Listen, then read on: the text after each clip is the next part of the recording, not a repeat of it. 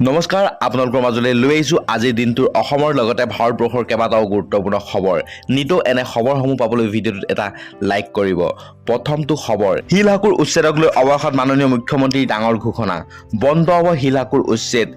হাকুৰ উচ্ছেদক লৈ জনতা ভৱনত মাননীয় মুখ্যমন্ত্ৰী এখন গুৰুত্বপূৰ্ণ বৈঠকত ভাগ লৈছিল বৈঠকৰ অন্তত সাময়িকভাৱে উচ্ছেদ বন্ধ ৰখাৰ নিৰ্দেশ মাননীয় মুখ্যমন্ত্ৰীৰ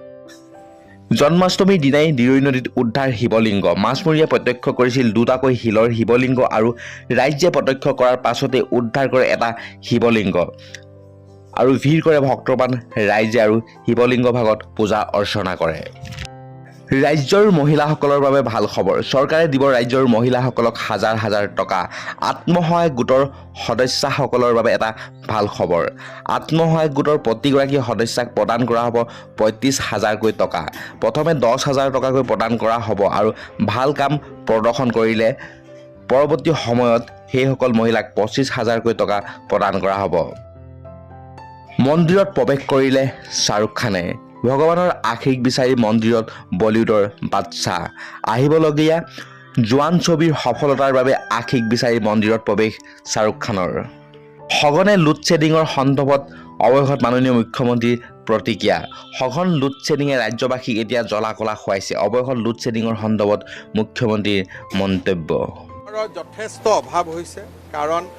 আমি যোৱা বছৰ ১৮০০ মেগাৱাট পাৱাৰ আমাক লাগিছিল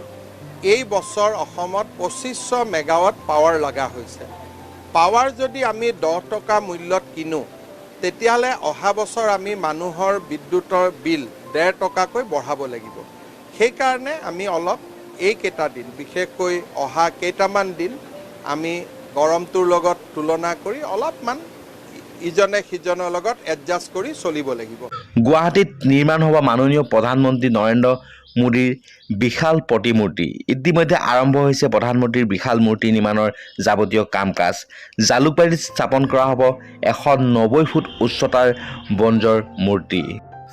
তো আজিৰ খবৰসমূহ ইমানেই নিতৌ এনে খবৰসমূহ পাবলৈ ভিডিঅ'টোত এটা লাইক কৰিব আৰু যদিহে আপোনালোকে ফেচবুকত চাই আছে তেতিয়াহ'লে পেজটো ফ'ল' কৰিব আৰু যদি ইউটিউবত চাই আছে তেতিয়াহ'লে চেনেলটো ছাবস্ক্ৰাইব কৰিব আৰু নিতৌ আমাৰ আহিবলগীয়া ভিডিঅ'সমূহৰ নটিফিকেশ্যন আপোনালোকে পোনপ্ৰথমে পাবলৈ ছাবস্ক্ৰাইবৰ কাষত থকা বেল আইকনটো প্ৰেছ কৰিবলৈ কিন্তু একেবাৰে নাপাহৰিব ধন্যবাদ